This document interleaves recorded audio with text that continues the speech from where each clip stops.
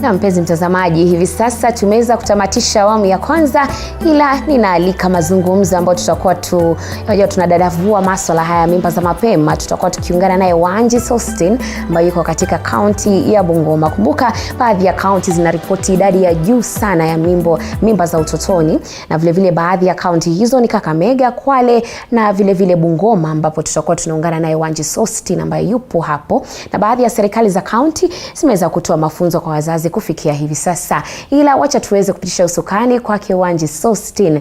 Natumai upo salama Wanji Sostin. Je, tutarajie kipi katika mazungumzo ya leo?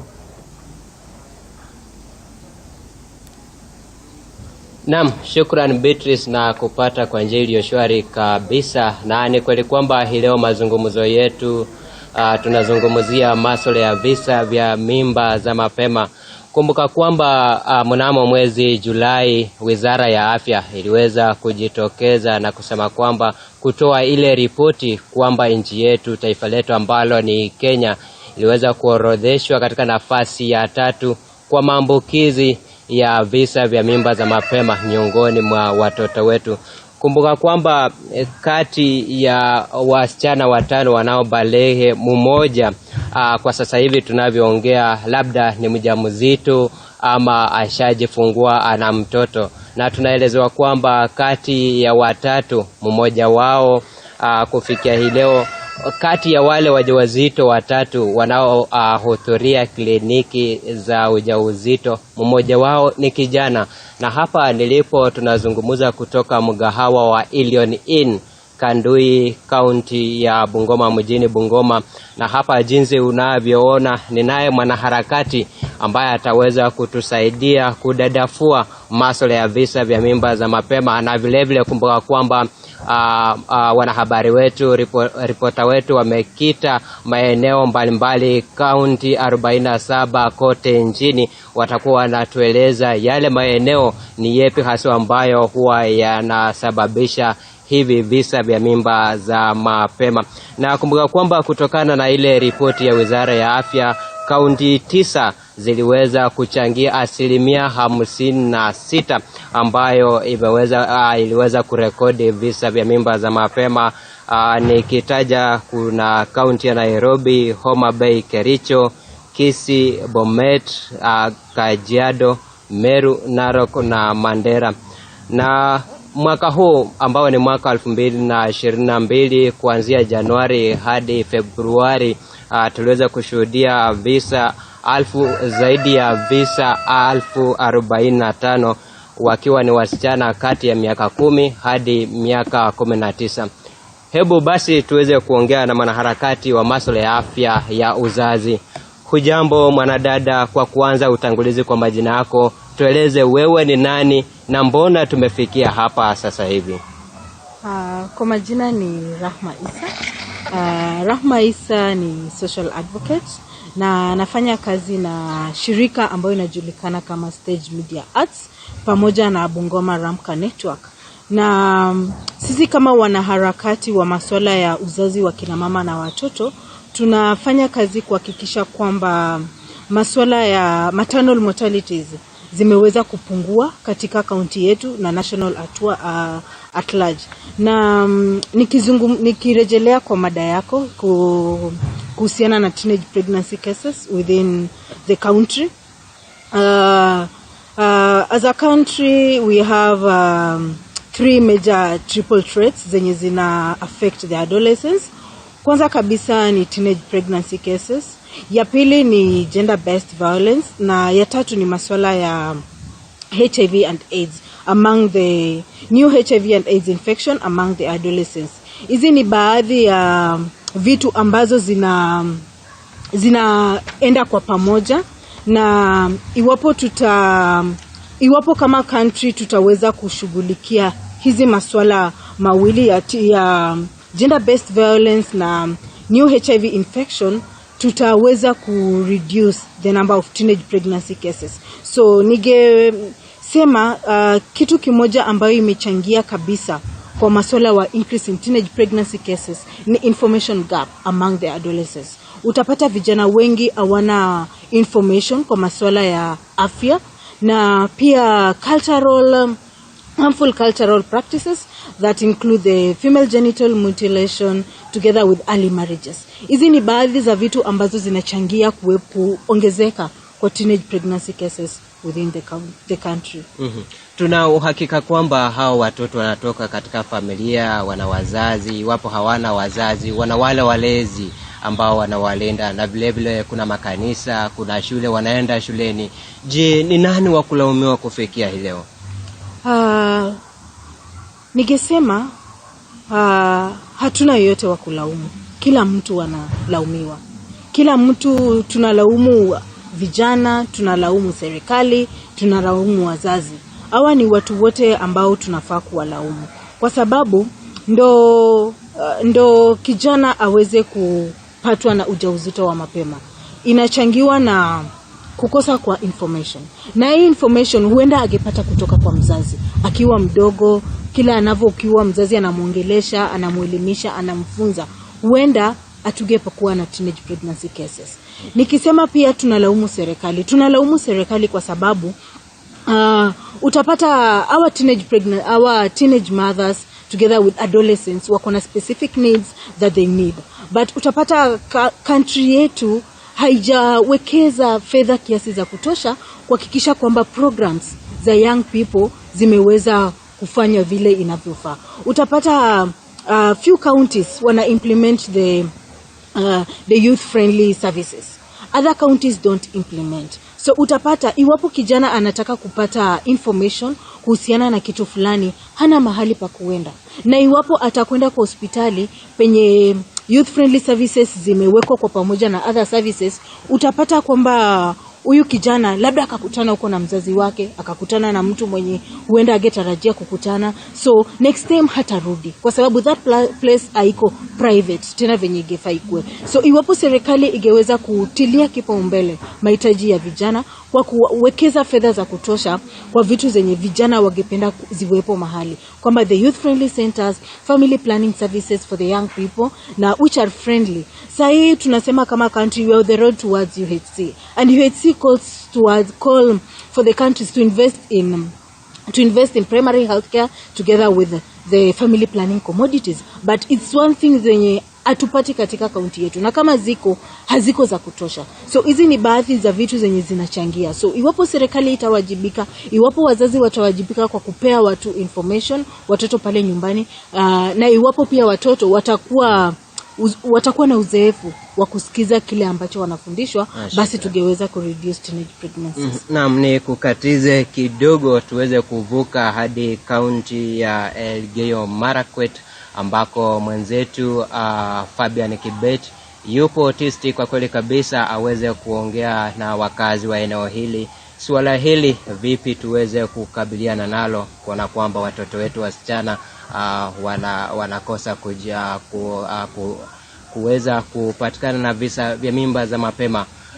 Fabian, iwapo unanipata kwa njia iliyo shwari kabisa, ni yepi ambayo yaliyo katika kaunti ya Elgeyo Marakwet? Fabian. Naam, shukrani sana mwenzangu Sostin Wanti ukiwa maeneo ya Bungoma. Kaunti ya Elgeyo Marakwet ni sehemu ambayo imejulikana sana kwa masuala mbalimbali ikiwemo riadha na visa mambo tofauti. Kulingana na hili swala la mimba za mapema, hivi karibuni nimeweza kuongea na mkurugenzi mkuu wa masuala ya watoto katika kaunti hili, ambalo ameweza kutuelezea kuwa visa vya mimba za mapema kwa watoto ni mingi sana katika kaunti hili. Kwa sasa niko na askofu wa kanisa la Outreach katika kaunti hili, ambaye pia ni mwenyekiti wa mashirika ya makanisa katika kaunti hili, ambalo ataweza kutueleza aswa ni nini kanisa, sehemu ya kanisa katika swala hili ni lipi. Karibu sana Bishop, uko live katika TV47. Pengine sehemu ya kanisa katika swala hili ambalo limekuwa nzito sana duniani mzima, ambapo Kenya imeorodheshwa kuwa namba 3 kwa visa vya mimba za mapema. Pengine kanisa mnapokelea vipi? Asante sana ndugu yangu Fabian, kwa sababu ya jambo hili ambalo ni la mimba za mapema kwa wasichana wetu na ama kwa watoto wetu. Ni jambo ambazo ni la kusikitisha sana, kuona ya kwamba Afrika na hasa Kenya ikiwa ni bado ni sehemu ambayo inaweza kuorodheshwa katika hiyo kiwango ya juu katika mambo ya mimba za mapema, ilhali katika karne hii tukiwa tuna matarajio ya kwamba janga hilo ama jambo hili lisiwe la kusikikwa hata katika taifa hili ambalo pia inaorodheshwa ikiwa ni nchi ambayo ni ya dini sana, na ni jambo ambalo ni kweli inahusunisha tunaposikia jambo hilo. Lakini kama mashirika za makanisa na za kidini kwa jumla, jambo hili pia ni changamoto kwetu sisi, kwa sababu tunajua kwamba jambo hili pia ni moja ya matokeo ya dhambi. Na unajua dhambi tangu mwanzo, wakati dhambi ilipoingia duniani, hakika tumekuwa na changamoto. Na kweli hata hivyo, kama kuna jango moto kama hilo, tuko na suluhisho ya kwamba kupitia kwa neno la Mungu linaweza kubadilisha mioyo ya wanadamu. Na tuwajua kwamba kila kitendo kabla halijatendeka ni jambo linalotoka kwa moyo, na mioyo inapobadilishwa, mioyo inapopata mageuzi kuona mambo ambayo ni ya kuchangia mambo yaliyo bora katika maisha, pia maisha kwa jumla inaweza kubadilishwa. So kwa hivyo sisi kama viongozi wa kidini tunasema ya kwamba neno la Mungu kabisa, watoto wetu wakipewa msingi wa neno la Mungu hasa katika mashule yetu, maana hapo ndipo mahali watoto wetu wanalelewa. Hakika jambo hili ambalo ni la kidini ilisititishwe kabisa katika mashule yetu, programs ambazo ni za kujenga maisha katika maisha ya kiroho, katika maisha ya watoto hasa wasichana wetu. Hakika ni ya muhimu. Tunasema kwa nini wasichana? Ni kwa sababu wasichana ndio wanaopokea. Mara nyingi tunapozungumzia kuhusu mimba za watoto, hakika ni wasichana wetu ambao hasa wanaathirika, lakini hawawezi kupata mimba bila mchango wa wavulana na pia na wanaume. Jambo la mwisho, Bishop, wanafunzi wanaelekea likizo ndefu. Pengine ni nani wa kulaumiwa kuhusiana na ile swala, na pengine ushauri wako kwa wazazi na wale wanaishi na watoto hawa ni gani? Likizo ndio hii imeanza, na kweli tunaomba na pia washauri wazazi wetu, kwa sababu hawa sasa wanaenda kukaa na watoto ambao kwa miezi mitatu hawajakuwa pamoja na wao, na watoto pia wana matarajio tofauti. Tunaomba ya kwamba wazazi pia waweze kukaribia sana watoto wao. Ninajua likizo watu wengi wanatumia likizo kwa njia mbalimbali. Wale walio mjini wanatuma watoto waende kule mashambani, na ninaomba ya kwamba wanapotuma pia watoto waende mashambani, wajue ya kwamba pia kuna wale ambao wanao kutana pamoja na wao, wakiwemo wale ambao wanaosafirisha watoto, na pia wakiwemo wale ambao watakaoenda kukaa pamoja na wao, wakiwemo majirani, na wale pia watoto walio kule vijijini. Wana matarajio tofauti. Kwa hivyo mzazi, unapopeana mtoto wako aende likizo ama wakati wa likizo, jua ya kwamba mtoto wako amekaa na nani anakulelea mtoto, ili kwamba usiwe unafikiri mtoto ako salama na pia umeweka katika masingara ambayo inaweza hatarisha maisha yao. Shukrani sana. Kwa masuala ndio hayo. Askofu mwenyekiti wa mashirika ya kanisa katika kaunti hili ameongelea kwa urefu sana masuala haya. Kwa sasa wacha nirekeshe kwa Boniface Parasa akiwa maeneo ya Kitale aweze kusikiza maoni kutoka kwa wakaaji kutoka eneo hilo. Kwako Boniface.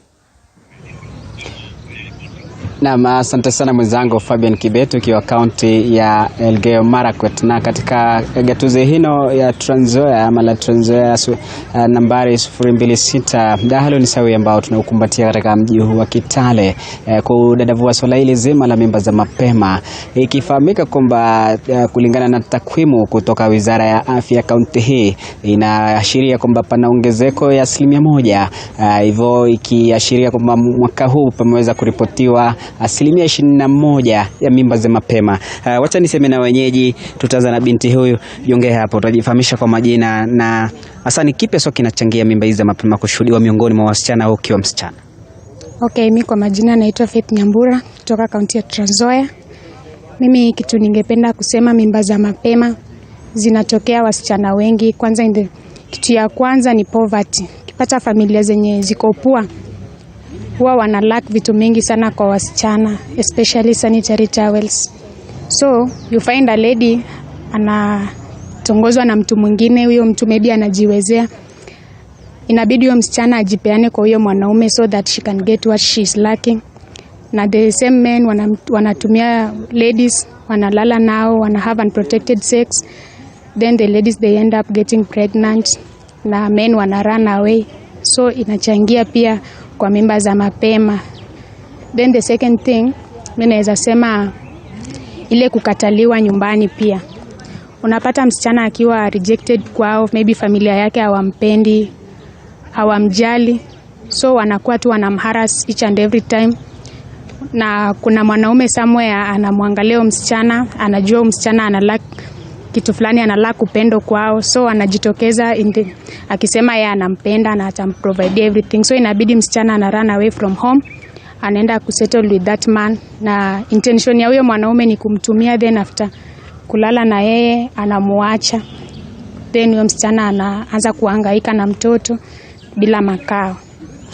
Asante, umepata kusikiza kutoka kwa binti huyu. Mheshimiwa, naomba ujongee hapa. Ninyi kama watunzi wa sheria, umesikiza kauli alizoibua binti huyo ambaye ni msichana, na shida hii inawakumba wasichana au wadogo ama wasichana wachanga. Ninyi kama watunzi wa sheria mnalenga kufanya nini katika kukabili mimba za mapema? Kweli inahuzunisha kusikia habari kama hiyo, lakini tunapania kama serikali tuone kwamba hawa wasichana waweze kupatiwa zile sanitary towels, waprovidiwa free, na kama itawezekana hata waweze kupiki kutoka kwa zile hospitali ambayo wako karibu na wao, ili iwe kwamba isikuwe sasa ndio chanzo cha hawa watoto wetu kupata mimba za mapema kufuatana na kukosa vitu kama sanitary towels na vitu zingine za muhimu kwao. So inafaa sisi kama wakilishi wadi tuweze kutunga sheria ambao tuna compel serikali kuu na hata serikali za county siweze kuweka fedha kwa hiyo mradi, ili hawa wasichana wetu waweze kupata nafuu, wasiweze kuingiliwa na wakora kufuatilia na mambo ya kuprovide mambo ambaye serikali hata inaweza kuitoa.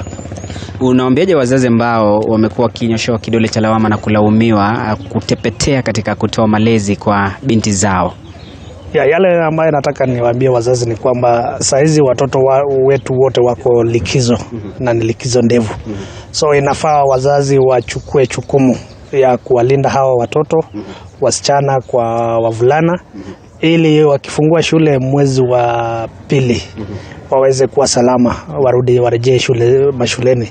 So wazazi waweze kusikiza hao watoto, kama mtoto hana ambaye hana aweze kumpatia, ili waweze kuwa comfortable wakiwa nyumbani, wasiweze kumangamanga wakitafuta hizo vitu ambayo wanataka wasaidikie nao katika maisha yao. So wazazi wa take charge, wa provide kila kitu haswa kwa mtoto msichana, ili waziweze kusunguka na hao kina baba waharibike kwa sababu ya kutafuta yale wanahitaji kuitumia. Mara kwa mara tumeona baadhi yao watuhumiwa wa mimba hizi za mapema wakiweza kutiwa mbaroni, visa vikiripotiwa na wanatiwa mbaroni. Japo mwisho wa siku watu wanatarajia kwamba watafikishwa mahakamani na haki kutendeka atakuwa asiriwa, na hatupati kuona hali kama hiyo ikishuhudiwa, hawapati kupata haki. Je, nani wakulaumiwa katika hali hii? Wanashtakiwa, wanafikishwa mahakamani, lakini mwisho wa siku kesi inaisha namna hiyo. Wakulaumiwa ni corruption ambayo iko katika hiyo sekta ya mahakama, ambapo mtu atapeana pesa baada ya kufanya makosa na baadaye akuwe huru. Tunatarajia yule Koome akuwe strict kwa mambo ya kesi ambaye iko na yenye imethibitika kwamba ni kesi, iweze kufikishwa mwisho, hata mtu aweze kufungwa, ili hiyo ikuwe ni funzo kwa wengine wenye wanatarajia kufanya maovu kama hayo. So tusiwe na nafasi hapa ambapo mtu kwa ile nafasi yake ama cheo chake anaweza kucorrupt mahakama na atoke akuwe free, kesho tena apatikane kwa makosa mengine akuwe free.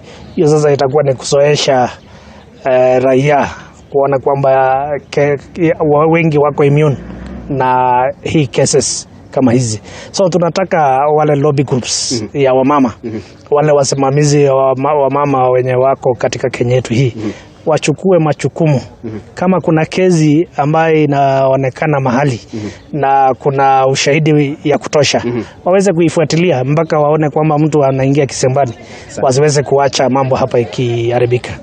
Naam, asante. Tumepata kusikia kauli hizi kutoka kwa wasichana ambao ni wahusika wakuu katika madhila haya ya mimba za mapema na pia vile vile watunzi wa sheria. Na kikubwa kinachojitokeza katika semi hizi ya mdahalo huu ni kwamba wazazi wengi wametepetea katika majukumu yao. Utapata kwamba binti anachohitaji ni taulo ya hedhi, lakini kwa kuwa hapo nyumbani pana umaskini, pana uchochole, hana ule uwezo wa kukidhi taulo ya hedhi na analazimika kujihusisha katika mapenzi ya mapema na mtu mkubwa na mzidi umri, na mwishowe mtu huyo anafanya kumtumia vibaya kwa manufaa yake binafsi, na anaambulia patupu kujipata katika mtego wa mimba za mapema. Na mwaka 2020 palipokuwepo na tandavi ya corona, kaunti hii iligonga vichwa vya habari kwa kurekodi zaidi ya visa 11,000 vya mimba za mapema, na waziri wa kipindi kile wa masuala ya ndani Daktari Fred Matiang'i akaweza kugutushwa sana ama kuelezea masikitiko yake makubwa kufuatia takwimu hiyo alivyoweza kuzuru kaunti hino. Na basi wadau wa afya pamoja na wazazi na wadau mbalimbali wanasema ni jambo la busara mno kushikamana katika mchakato huu mzima ili kukabili mimba hizi za mapema katika siku za halafu. Niruhusu nitie kikomo, nizame kwa sasa na moja kwa moja nimuelekeze mtazamaji wetu katika kaunti ya Makueni aliko kitakambi mwanahabari mwenza Philip Ngumu. Philip Ngumu, kama unanipata kwa njia shwari, usukani ni wako. Na baraza na kupata vizuri, hali hakuna tofauti tu, japo kiumbali tu. Swala hili limekuwa likikoroga mzazi na kila mshikadau tu katika maeneo tofauti. Hapa Makueni kuja kuwa na tofauti. Leo tumejahaliwa kufika katika eneo hili. Hapa ni hospitali kuu ya Kibwezi tu, mahali ambapo tumefika ili kutangamana na maafisa mbalimbali katika eneo hili tu kuweza kupata taarifa kuhusiana na swala hili. Na ninamfinya mzazi wapi, mwingine wapi. Ningelipenda tujiunge tu na afisa anayesimamia masuala ya kuendeleza afya katika eneo hili la Kibwezi. Karibia hapa utueleze swala hili limekuwa likimwadhiri mzazi na jamii vipi, na hali ikoje hapa eneo la Kibwezi. Ukianza kwa jina lako. Kwa majina naitwa Maurice Wambua. Mimi ni muuguzi, lakini sana sana nashughulikia mambo ya teenage pregnancy na mambo ya wamama na watoto.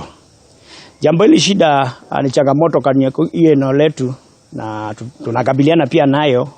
Isipokuwa bado visa vinaendelea kuongezeka, isipokuwa tunafanya jitihada tofauti kuangalia kama tunaweza kuirejesha chini iwe tunakuwa na cases kidogo. Bali kwa sababu ya mashida ile tuko nayo, bado hii majanga bado tuko nayo. Sasa kama tukiangalia mwezi uliopita, nikiangalia katika marekodi zangu zile napata kwa hospitali yote ya Kibwezi East. Sasa nikiangalia hospitali yetu makubwa kama 4 hivi, wasichana walio katika miaka kutoka miaka 10 hadi miaka 24, that's the teenage age, tulikuwa na wasichana 81 ambao waliripotiwa kwa hospitali yetu kama walikuja wakiwa na shida ya mimba. Kwa hivyo tukaona via janga bado inaendelea kupanda. Si ati nimeangalia data, nimeangalia marekodi yote ya hospitali, lakini nimeangalia machache tu kama ile hospitali kubwa kama Mtitandei, Kibwezi, Kambu na mahali inaitwa Ndongoni. Labda nikukatize tu, ni kipi ambacho kinachangia mambo haya, na kwa njia moja ama nyingine tuchukue mikakati gani kuhakikisha swala hili linakoma? Nikiangalia sana mimi naona sana ni mambo ya parenting. Parenting is poor. There is poor parenthood. Na hii tuliona ni parenthood kwa sababu kuna wakati wa 2020 ambao mashule yalifungwa wakati wa COVID. Hizi numbers zikapanda sana, kwa hivyo tukaona wakati watoto walikuwa na walimu cases zilikuwa chache sana. Lakini watoto walipoachiliwa mwaka mzima hizi cases zikapanda juu sana. Sasa ikatuadhiri, tukajua kawaida kabisa swala ya wazazi kuangalia watoto wao ni jambo kubwa sana katika hii janga. So poor parenting is a big problem in teenage pregnancy. Kuna hatari gani wakati ambapo watoto wa rika hii wanapata mimba? Hatari ni mengi sana kabisa, kwa sababu wajua watoto wanapata mimba ambao wakati mili yao already si prepared kuwa ibebe mimba. Kwanza wakati wa mimba wengine wanakimbia wana afya mimba, wanatoa mimba, wanapoma abortions. Many wanaenda hapo wanakufa. Wasipokufa wengine wanapata kitu kinaitwa vascular fistula. Wanaharibika sehemu zao za uzazi, inatoboka mashimo, choo inashikana na mkojo. Hiyo ni shida kubwa ambayo mtu anakaa nayo milele maisha yake. Pamoja na hiyo wanatoka mashida nyingine katikati, magonjwa inaingia anga saa nyingine. Wanapata na ukimwi, unakuta mtoto ako na ukimwi na ako na mtoto. Unapata hii magonjwa ya mitaani pia inawapata wakati huo. Unapata saa zingine wanapata na complication ya pregnancy kama kuvia damu kutoka, hiyo inaitwa watu wenga PAPH, na ni ngumu kuprevent, saa zingine watoto wanakufanga. Tunapata saa zingine hata wakizaa watoto hawanyonyezi vile inatakikana, kwa sababu hawana hiyo masaa, na hawana, kwa sababu ya shida ya poverty, wanaachia their grandmothers take care of the very young ones. Labda tukimalizia tu kwa ufupi, kuna pendekezo moja tu limekuwa gumu labda kwa washikadau, kwamba watoto hawa wawekwe katika mambo ya kupanga uzazi. Sijui unaonaje, na kiatu kimekuwa kifika wapi wakati ambapo mnasukumia swala hili? Swali ya mambo kama upanga uzazi na teenage policies huwa za nyingine zinakuja zinapinduka, inakuwa inatuchanganya. Kwa sababu kama wakati huu hawezi pia mtoto ambao ako chini ya miaka 18 family planning. Sasa hiyo kwa wetu sisi washikadau tunakuanga ni shida kwetu, na unakuta uko na watoto wako na miaka 13, 15 wako na mimba. Na hao kwa sheria ile tuko nayo kwa Kenya yetu ni mtoto wa mwezi mpya family planning. Kwa hivyo hapo tunaacho tukiwa tunatagamaa tuje tufanye nini. Safi, asante. Umeweza kusikia tu katika swala hili tu kumekuwepo na mapendekezo mazito tu haya kuhakikisha watoto wanaweka katika mambo ya upangaji uzazi. Na ni swala ambalo tu kwa siku za usoni litajadiliwa ili kuona tu ama ni hali inaweza kuendana katika swala hili zima tu kuhakikisha watoto wanaepuka tu masuala ya kuzaa wakiwa na umri mdogo. Kutoka hapa kaunti ya Makueni, mimi ni Philip Ngumu. Kwako studio.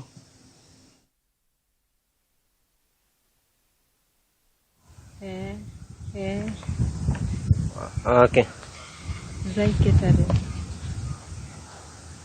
Zai, Z-A-I.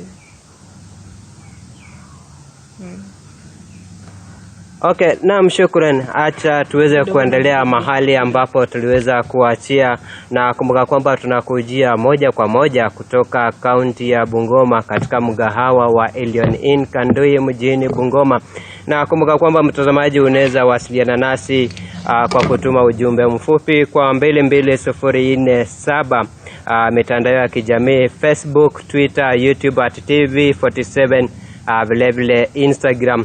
Na tukiendelea na mahali ambao tuliweza kuachia Bi Isa, swala la mimba za mapema, kumbuka kwamba Januari, Februari kulikuwa na visa 775 kwa siku moja.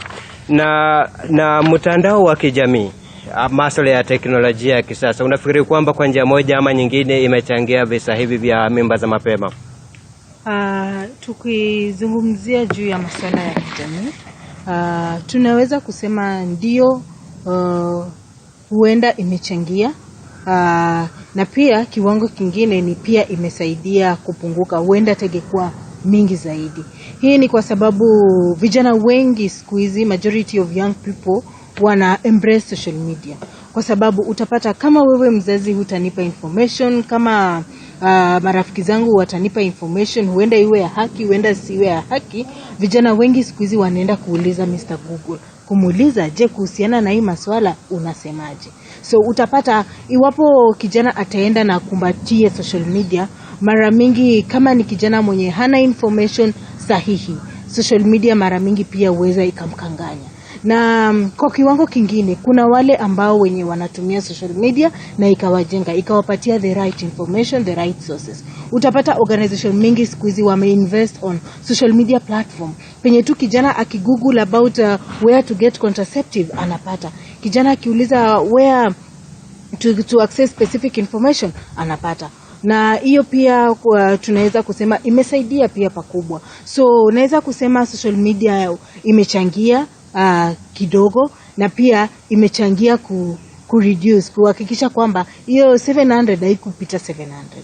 So kiwango kidogo imesaidia, kiwango kidogo imeharibu. Kwa wale ambao wana information kabisa jinsi ya kutumia social media na wanaenda social media, kuna zile sites zenye kijana anapata information yenye si yake, si ya umri wake, na utapata kijana ata choose to capitalize on that information. In the long run inatend kumharibia.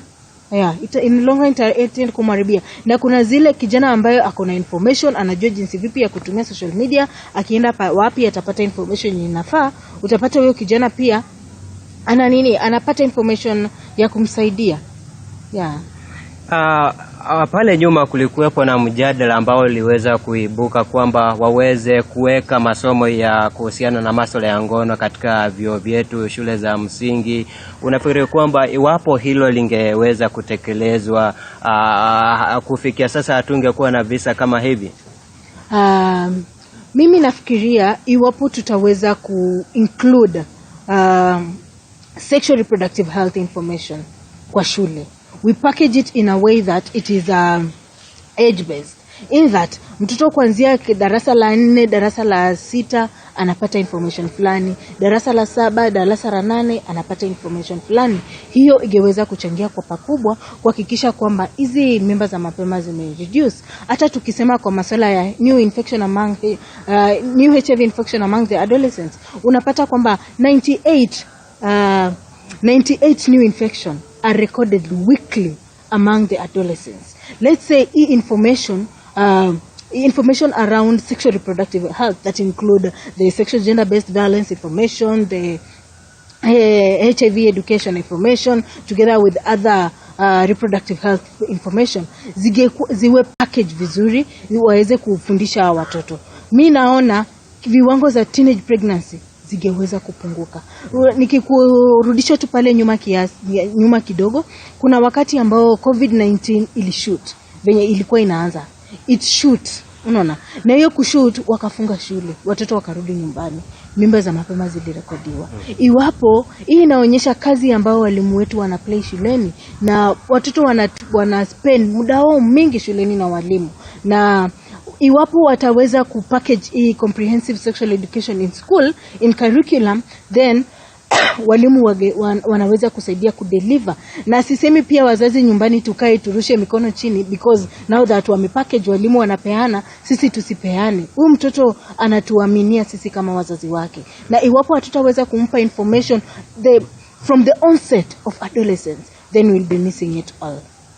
Mnamo Julai mwaka 2020 aliyekuwa rais ambaye ni Uhuru Kenyatta aliweza kuamrisha vitengo husika kwamba vifuatilie na kuchunguza visa vya mimba za mapema nchini vinatokana na nini. Sasa hivi miaka 2 baadaye, kama serikali wamefanya wawezavyo kuhakikisha kwamba visa hivi vinapungua? Wacha nianze kwa kushukuru nchi yetu Kenya. Kenya has made great milestones in setting up structures that reduce the teenage pregnancy cases. Now, since the ICPD 25, Kenya President Uhuru made a commitment that to reduce the teenage pregnancy cases within the country, and also to reduce the gender-based violence cases. So different structures have been put in place together with different policies. But then it comes back to us. As much as we have good commitment made, good policies made, are we implementing those policies zenye tumeweka? Are we implementing those commitments zenye tumeweka? Because the ball comes back to us. As a country, we are good at formulating good policies. We are good at formulating policies. But shida hutokea tu hapo kwa implementation. Ndo kidogo huwa kunakuwa na shida. So, naweza kusema, yes, as a country we've done something, but then we need to do more. We need to do more. Because huwezi sema, like, for example, just 2021, we had 300 plus adolescents between the age of 15 to 19 who are teenagers pregnant. That is a very big number. Sawa. So as much as Kenya we've set these structures, we've set these systems, then we need to go back and look at our drawing board first tujiulize, were we involving these young people when setting up these policies, when coming up with these commitments, and were these commitments made from specific incitements ama ni because we wanted to achieve the commitments? So ni vizuri turudi nyuma kidogo. Yes, we made the commitment, na turudi nyuma kidogo tujiangalie and come up na uzito kiasi kuhakikisha kwamba what we committed, they're well implemented. The policies that we formulated, they're well implemented. Na it applies to all the counties. See at national peke. Let it trickle down to the counties paka pale kwa mashinani, because the grassroots level, because pale ndo utapata many adolescents who don't have information. Sawa. Now, majority of them wanna suffer from financial constraint, financial hardship. So most of them are not even able to access these services if the country is not able to invest for them. For example, the family planning commodities. If the country is not able to invest in family planning commodities, then these young people tend to pay for these services.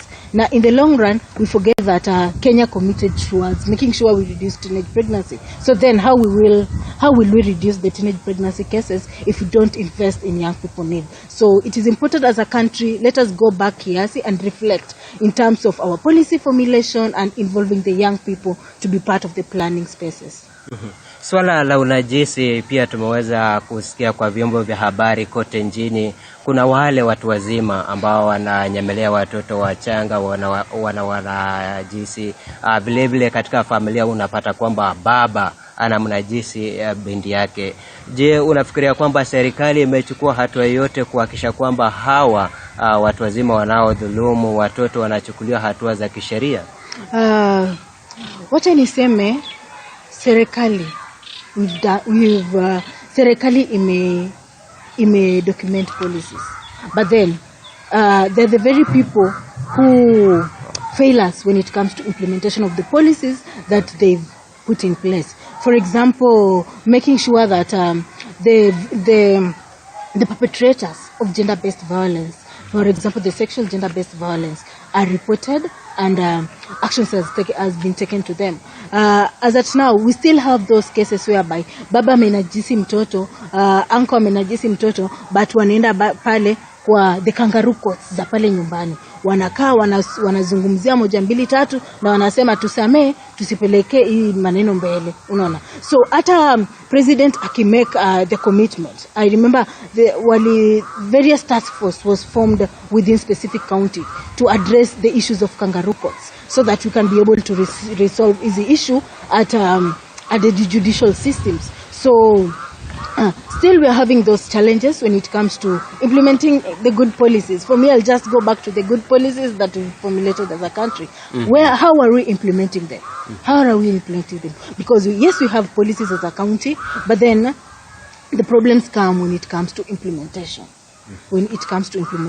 And again, I'll also take you back before implementation, the formulation of this policy process. How was the process? Were young people involved? Were men involved? Because one in every three women has been affected by the issue of gender-based violence. But then it doesn't mean that also men that don't face these challenges. They face these challenges. But then have we involved these men? Have we involved these boys when it comes to teenage pregnancy cases? Yeah.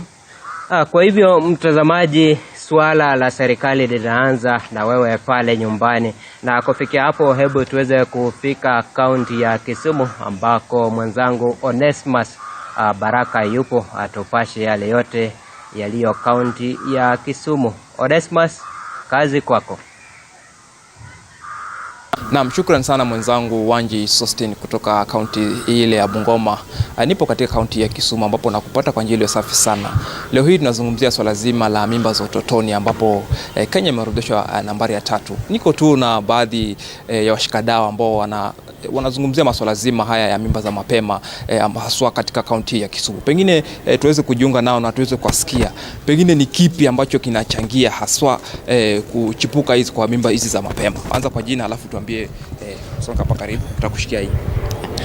Kwa majina naitwa Sharon Uma, ninafanya na kikao cha Tinada Youth Organization. Kile kinachofanya wasichana kupata mimba ya haraka ni wazazi wamesahau majukumu yao, wamewaacha wale watoto, hawakai nao chini ili waweze kuongea na kuambia yale ambayo yanaendelea katika maisha. Ndio. Na ni kipi kifanyike ili swala hili liweze kuzikwa katika kaburi la sahau? Chenye kitafanyika, wazazi wa kwetu na hiyo wakati wawe na muda, hata kama ni weekends, wakuwe na muda na watoto wao ili waweze kukaa chini na wakawaambia madhara ya engage in early sex. Yeah. Hebu tupate mwingine atueleze pengine mimba za utotoni hapa kaunti ya Kisumu pengine hali ikoje? Kwa majina naitwa Benta Dhiambo, natoka katika shirika la YWCA, Young Women Christian Association. Kile ambacho kinafanya watoto wanachipikwa mimba katika Kisumu County ni umaskini. Umaskini uko juu sana na unapata watoto wanataka kupata, hawapati mlo, hawapati vitu kama sanitary towels. Sasa unapata wanatoka nje ya nyumba kwenda kutafuta hizi vitu ambavyo wanahitaji za kila siku. Pengine ni nani wa kulaumiwa haswa kutokana na janga hili? Janga hili mwenye inafaa laumiwe ni wazazi, na niseme pia watoto, kwa sababu hawana ile information about sexual reproductive health. So kama wako na hizi information, then wanaweza kuwa informed na kumake decisions zile ambazo ni mzuri. Pengine tupate mwingine wa mwisho atueleze pengine hali ya mimba za mapema hapa kaunti ya Kisumu ikoje? Kwa majina naitwa Joseph Ojoki, nafanya na shirika la kiserikali ya Organization of African Youth Kenya. Jambo linaweza sema inaleta hii mambo na teen pregnancy sana ni issues of poverty, kukosa pesa. Sasa wakati unaona wazazi wengi wanaenda kutafuta hela hapa na pale, wanasahau ile jukumu lao la kuongelesha watoto wao. Jambo la pili ni ile kukosa kujua ni nini haswa watoto wanafaa wafanye hapa na pale ili kujikinga vilivyo. So tunaona watoto sahi they lack that information on sexual reproductive health that will be able to guide them. La tatu, tunazungumzia mambo na the trend, cultural trends right now. That is something that is happening. You find that the TVs and the films that people are airing on TV are actually improving this. Naam, shukrani sana. Basi mwenzangu Wanji, ni kauli tu ambazo umezisikia za washikadau hapa kaunti ya Kisumu wakieleza tu hali ambavyo ilivyo kutokana na mambo haya ya mimba za utotoni. Na hayo tuko sasa kutoka kaunti ya Kisumu, sina la ziada na kucheka kwako Bungoma. Wanji.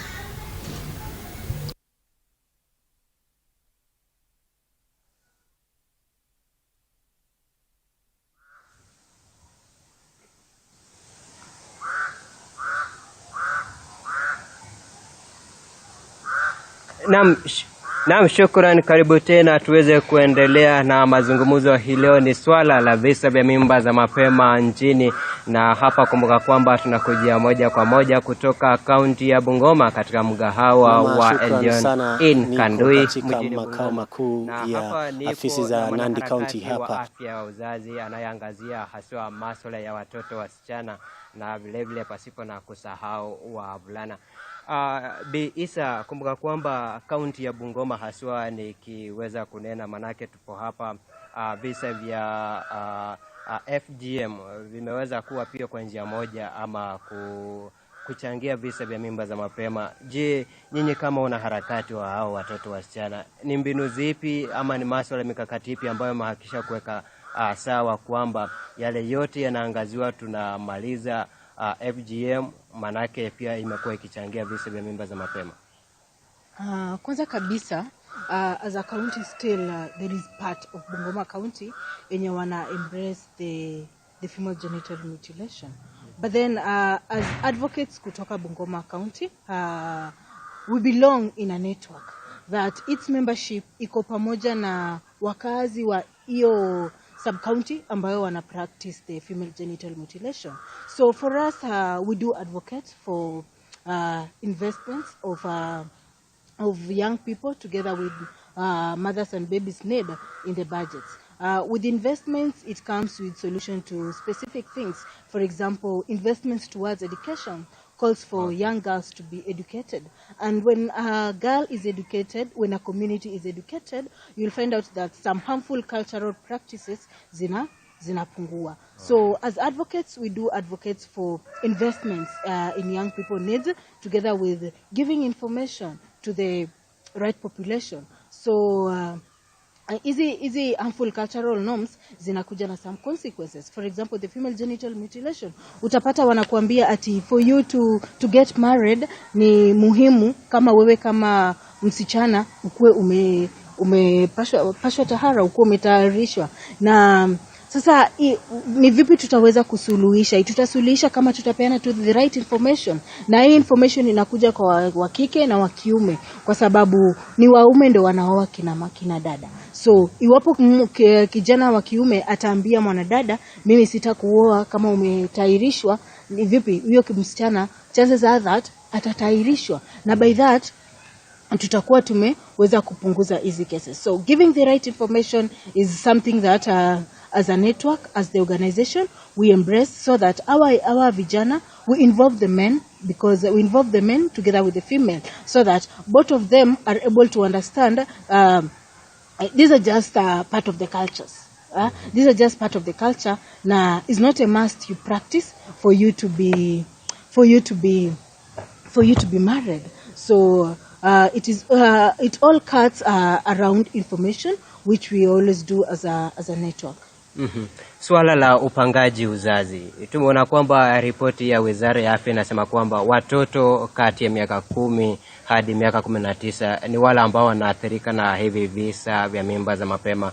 Unafikiri kwamba kuanzishwa kwa upangaji uzazi miongoni mwa watoto shuleni inaweza kuwa suluhu, ama turejee kitambo ama zamani yale ambayo walikuwa wanaambiwa kwamba achana na masuala ya ngono hadi umri wako utimie? Kwa njia za kupanga uzazi, kuna njia tofauti za kupanga uzazi. Kuna kuabstain, whereby wewe kama msichana una choose not to indulge in sexual activity. Kuna pia wenye una choose to access specific commodities within the facility, so that you can be guided on which commodity to use that suits for you, which there is always a commodities for everyone. So as a young person and you're sexually active and you need to access these services, for me, I always recommend always visit the health facility, so that you can be guided on which best method to undertake as a young person if you need it. Sawa for those who are sexually active. But there is those ones who are not sexually active, then they can choose to abstain and not indulge in sexual activity, because everything iko na uzuri wake na iko na ubaya wake. So wewe kama kijana fika katika hospitali, uweze kushauriwa, uweze kufundishwa about hizi njia zote za kupanga uzazi, alafu wewe uweze kuchagua. But kwa walimu wetu pale shuleni, let us just give our young boys educations around sexual reproductive health, and that also include the gender roles and the responsibilities. Let us be able to clarify all these things to these students, so that they can be able to make the right choices. And that calls for having the comprehensive sexual educations in school. So with that, then we'll be able to resolve specific aspects that our adolescent face. Naam, nashukuru.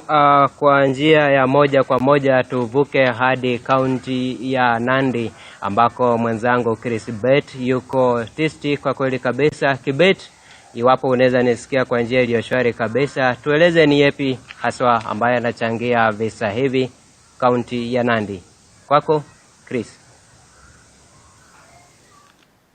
Na shukran sana. Niko katika makao makuu ya afisi za Nandi County hapa, ambapo leo ni naye ambaye ni mwenyekiti wa maendeleo ya wanawake Bi Sarah Kosgei na vile mshauri wa watoto. Na leo tunazungumzia swala zima ambapo taifa la Kenya limeweza kuorodheshwa nambari 3 ulimwenguni kutokana na ongezeko la visa vya mimba za mapema. Na ninaye hapa Bi Sarah Kosgei. Karibia tueleze tu, je, ni nani wa kulaumiwa kwa visa hivi? Ni kanisa, ni walimu, wazazi au teknolojia? Asante sana. Kwa hali hayo ya watoto kupata mimba mapema, kuna wengi wanaweza laumiwa kwa sababu hili limekuwa kweli janga, na katika community yetu tunaona ya kwamba hili janga la watoto kupata mimba mapema imekuwa zaidi. Na kusema ukweli, wenye wanaweza laumiwa kabisa ni sisi wazazi. Mimi nikiwa moja wapo, mama na baba. Kwa sababu kusema ukweli, mtoto anaweza kukaa ukipatia jambo ambao anaweza zingatia akiwa mdogo mpaka atakapokuwa mkubwa. Kitambo kidogo, wakati ya enzi za wazazi wetu, tulikuwa tunasikia ya kwamba kulikuwako na mama mzee kama gogo, alafu fathers also, father-in-laws ama wazee, grandfathers walikuwa wanakaribia watoto wao, wanaongelesha watoto wa fulana, wamama wanaongelesha watoto wasichana. Na vile waliwachwa kwa ajili ya mambo mengi ilipokuja, tuseme elimu, mambo ya Ukristo ama mambo ya Christianity ilipokuja, hayo mambo ni kama iliwachwa kwa sababu waliona ya kwamba elimu ni kitu ya muhimu kwa watoto wetu, na wakawacha kugo na agui, watoto wakakaribiana na wazazi wao. Na hao wazazi pia walisahau hiyo responsibility ya kuongelesha watoto. Watoto wanapata mimba kulingana na vile wanavyoishi.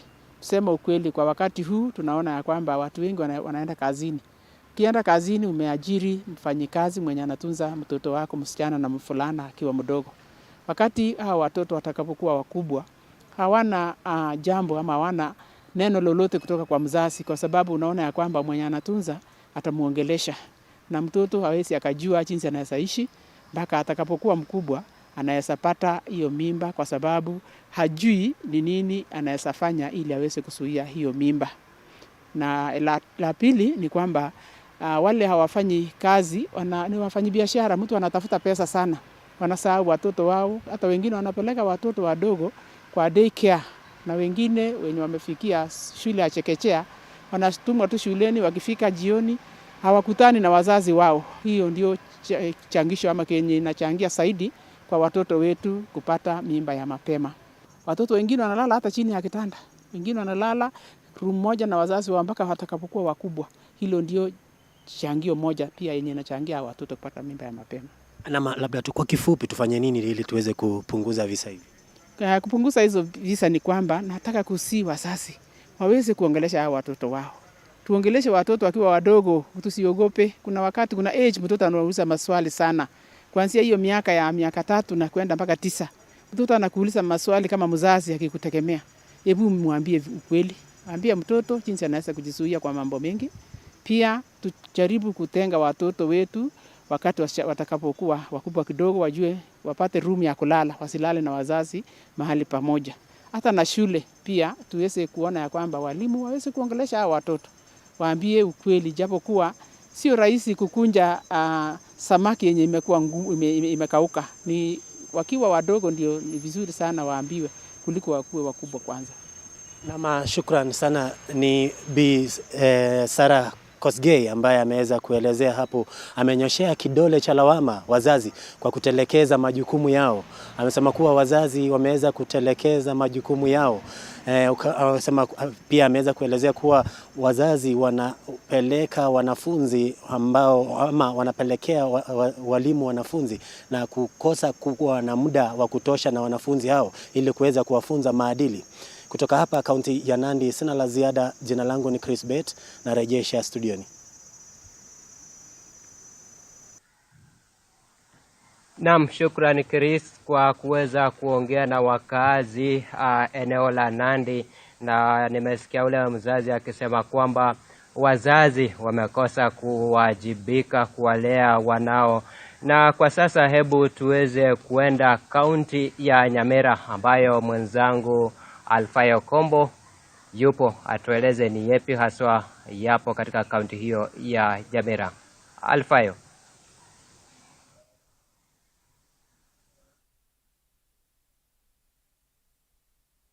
Naam, asante sana na kupata vyema kabisa kutoka gatuzi hili la 046 ambalo ni la Nyamira, huku tukiangazia tu swala zima kuhusu mimba za mapema katika wabinti wadogo. Tutakuwa tunazungumza na baadhi ya wawakilishi wadi hapo watueleze wanahisi ni nini kila ambacho kinachangia mimba hizi za mapema. Je, ni wazazi ama ni walimu ama ni dini ama ni teknolojia ya kisasa ambayo inafaa kulaumiwa, na ni yapi yale ambayo yanafaa kufanywa ili tuweze kukabiliana na mimba hizi za mapema? Pengine mheshimiwa aweze kukaribia hapa karibu atueleze anaisije na ni nini kila ambacho kinachangia mimba hizi za mapema.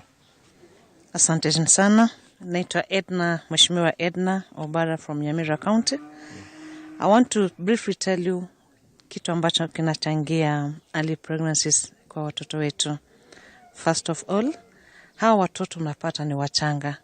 They lack social skills to defend themselves. Ya pili, sisi kama jamii tumechukulia culture yetu, tumeiweka umakini sana katika maisha yetu. So they are affected by the cultural and social heritage, in that kama mtoto amepitia, kama amekuwa initiated, huyu mtoto anafanywa kwa mtoto mkubwa ama mtoto ambaye anastahili kuolewa ili aweze kuleta mali kwa boma yao. So culturally our children are also affected. Number 3, lack of knowledge among our children how to avoid pregnancy pia inachangia. Then there is also this lack of information on the use of contraceptives among our children. Then we have sexual abuse from either family members and the society at large. It's also affecting our children. Pressure to contribute to the family, that is poverty level when it is so high. Our children are forced to go for sexual intercourse so that they can assist the family in financial gains. Then the lack of communal responsibility. Mtoto wako ni mtoto wako. Mtoto wako, we are gone beyond ile mtoto wako ni mtoto wetu. So the community at large, we have failed in order to help our children to curb this vice. Then the media influence, we've seen our children, they can access the phonographs from the media. They know everything. They are not innocent. So this one is affecting our children. Then there's also the peer pressure that if you don't know what is sex, like you don't belong to another group. So peer pressure is an issue also among our children. So hayo ni baadhi ya vitu ambavyo husababisha watoto wetu kupata mimba ya mapema. Pindi tuzupata mheshimiwa pia naye atueleze yake ni yapi, anahisi ni kipi ambacho kinafaa kufanywa ili tuweze kukabiliana na mimba hizi za mapema, na ni kipi kile ambacho tunafaa kufanya. Asanteni sana. Jina ni Mheshimiwa Doris kutoka jimbo hili la Nyamira. Mwenzangu Mheshimiwa Edna amezungumzia baadhi ya vyanzo vya mimba za mapema miongoni mwa wasichana wadogo. Kila ambacho ningependa kuongezea ni kwamba kuna wale ambao wanatoka shule za kutwa, wanatoka kama wamechelewa, unapata kwamba kuna mibaba wanaongojea pale barabarani na kuwanajisi kisha wanapata ile mimba. Mimi ningependa kuzungumzia recommendations ambazo tungependekeza zifanywe ili tuweze kuzuia mimba hizi za mapema. Kwanza, tuweze kuhamasisha wasichana pamoja na wazazi kuhusu ubaya wa kupata mimba za mapema. We sensitize the girls and the parents about early pregnancies amongst our girls. 2, we punish the law breakers, especially the rapists, wafungwe maisha kule jelani, ili wengine ambao wako na tabia na nyenendo kama hizo waweze kuacha na kuheshimu watoto wetu wa kike. 3, tuweze kumuomba rais wa nchi ya Kenya aweze kuwa mstari wa mbele kupigia debe mimba za mapema kwamba ni haramu au ni marufuku katika jamii ya Kenya. Hasa tukiangalia marehemu Magufuli alisema kwamba ikiwa msichana amepata mimba, yeye hana hela za kumsomesha yule msichana ikiwa amepata mimba. So unapata kwamba wasichana wanaweza kujiheshimu ili waweze kusoma na kumaliza mapema. Jambo lingine ni kufunza walimu pamoja na jamii kuhusu waweze kuwa mstari wa mbele kupigia debe, kupiga marufuku mimba za mapema miongoni mwa wanafunzi kule shuleni.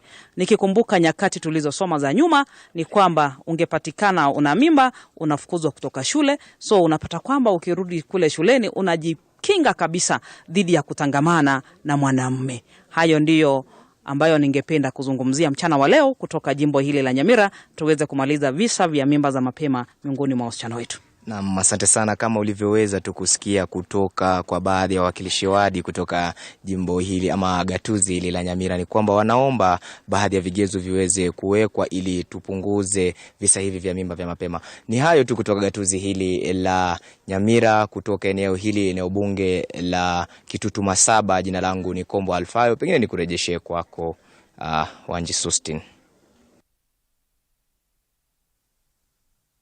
Naam, shukrani Kombo kwa kuweza kuzungumza na baadhi ya viongozi kutoka eneo hilo la kaunti ya Nyamira.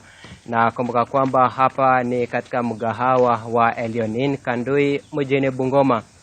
Bi Isa, Kombo kutoka Nyamira ameweza kuangazia swala la wazazi kwamba hawajaweza kuwajibika, na vile vile wanasema kwamba masuala ya hawa ambayo ni wanapata mimba za mapema wasipewe nafasi ya kurudi shuleni. Manake kwa sasa tumekuwa na hii hulka kwamba mtoto akipata ujauzito anajifungua na rejea shule. Unaona kwamba serikali ikiharamisha mimba za mapema itakuwa kama njia mojawapo ya kupunguza visa hivi?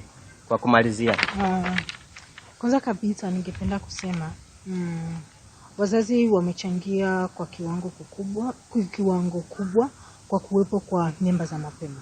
Hii ni kwa sababu mimi kama mzazi, iwapo sitapatia mtoto wangu information kuhusu masuala kuhusiana na afya, reproductive health, mara mingi mtoto anaenda kupata from the peers.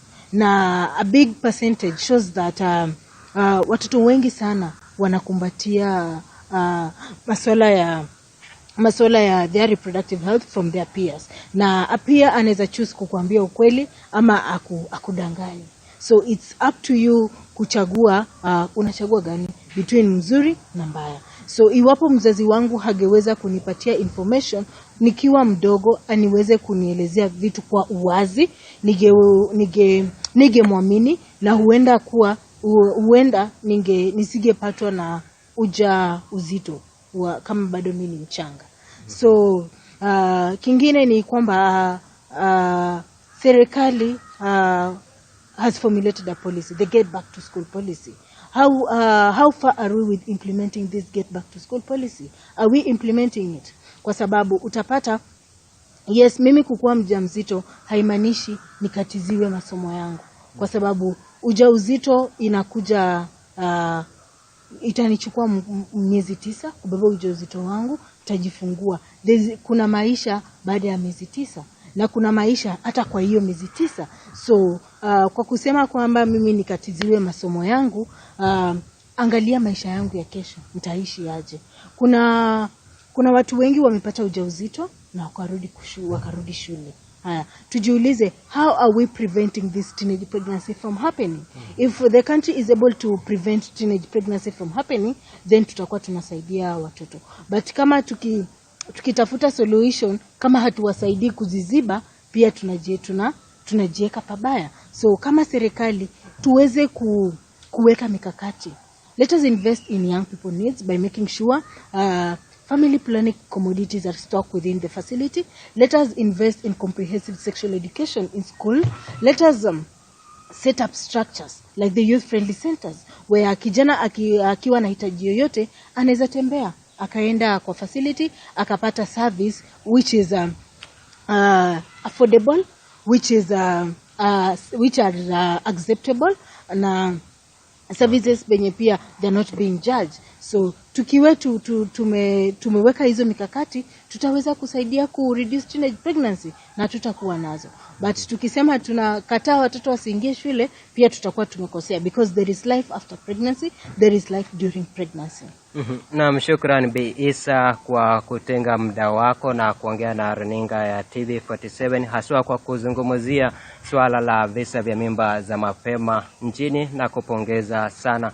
Na hivyo mtazamaji, tumetia kikomo ya mazungumzo yetu ambayo tumekuwa nayo hii leo siku ya Jumatano, na haitakuwa haki pasipo na kupongeza wale wote ambao wamefanikisha mazungumzo haya ambayo ni ya Matukio Mtambuko mashinani, nikianza na wanahabari wenza kutoka pembe zote za nchi, na vile vile mwelekezi wangu Lydia Maina, na bila shaka mpiga picha wangu Pablo hapa mjini Bungoma. Ni hayo tu kwa sasa. Kaunti ya Bungoma ni Wanji Sostin, na rejesha studio Nairobi.